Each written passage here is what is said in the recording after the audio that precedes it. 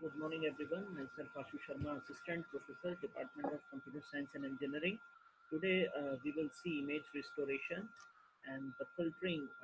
What are the filters and apply on that image error? So, there is very first one is notch filter.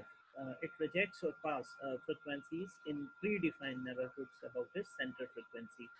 So here we have this diagram that this is the idle that filter we have, and this is the Butterworth, and this is Gaussian. So if you see, there is a peak, there is a steep peak in Gaussian, but here there is a flatter trajectory, and idle is very much uniform. So when we talk about the notch filter, definitely it rejects frequencies in predefined neighborhoods about the center frequency. So that rejection or passing happens on the basis of that center frequency value. And generally, when we see these different filters, we have this Gaussian, which is definitely a superclass of rest of these filters like Butterworth and Heidelberg that filters we have. Now, according to this these degradation and restoration process, we see this is the half part that belongs to the degradation where we have fxy, then we have degraded function h. So for input image, we are applying this function h, and then there is an additive noise which is eta of xy. And when we take this summation unit over there, then add this factor along with this degraded image, it becomes g of xy. After this g of xy, it passes through this restoration filter. Finally, we have a modified image. So gxy is nothing but it's a degraded image that passes through degraded function, and there is a additional noise factor over here. So this entire that diagram is divided into two parts. One part that belongs to that degradation phase, and other part that belongs to restoration phase. According to this expression, if we see, this expression is given over here that g of xy is equals to f of xy into h of xy plus h of xy. So here we are just computing this value of g of xy while multiplying this h of xy with input image, and there is that additive noise which are going to be added in this result that passes through this degraded function capital H. Now, when we write in caps form, so G of UB, that is equals to F UB HUB plus NUB. So it's a continuous form, you can say, or the frequency domain we are representing this. So if linear position invariant system, it means that position is not going to be changed. And this is the linear expression that we are just computing over here. Now, the linear position invariant system, there are certain properties of the degradation function h. In a linear system, this af1 of xy, bf2 of xy, and whole that function of h, we divide it in this way: af of f1 of xy plus bh f2 of xy. And then the position space invariant system, we have this expression h of f of xy equals to g of xy, and this is bidirectionally associated with h of f of x minus a y minus b is equals to g of x minus a y minus b.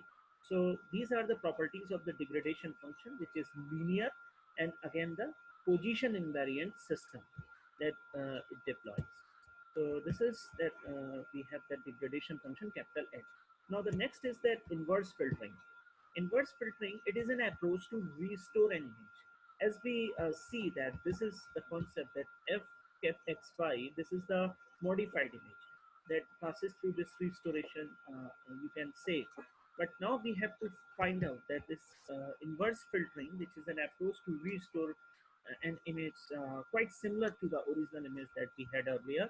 So compute and estimate f cap uv of transform of the original image by f cap of uv is equals to g of uv upon h of uv, and g of uv, this is the expression which we have in the frequency domain like this: f of uv and h of uv plus n of uv, which is nothing but it's a noise term. So we divide this by h of uv. So it becomes f cap capital F cap uv is equals to g of uv h of uv, like this. We divide this h of uv over here, and then when we apply same that division on the right hand side of this expression, we will have this h of ub will be cancelled out, and it becomes f of ub plus n of ub upon h of ub. So unknown noise, this terms is unknown noise and very difficult to compute this. So anyhow, we have to eliminate this or neglect this from that given expression. So estimate of the original image, you can say this is G of UV upon H of UV, which is the estimation of the original image. And this factor is a problem because very small value and difficult to compute this unknown noise factor. So generally we ignore this unknown noise term from this given expression. So as per this inverse filtering process, above equation conclude that even if we know degradation function, we can not recover the degraded image that as per that inverse Fourier transform of f of UV, exactly because n of UV is a random function whose Fourier transform is not known.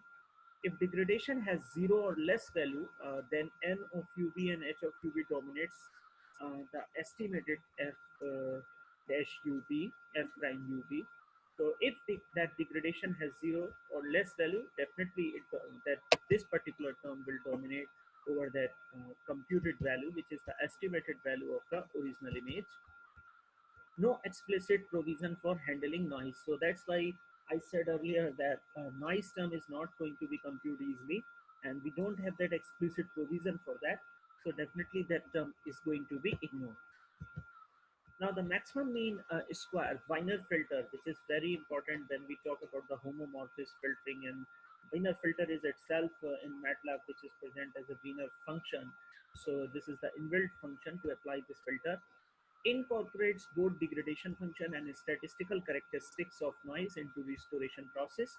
So maximum mean square error filtering or Wiener filtering incorporates both degradation function and statistical characteristics of noise into restoration process.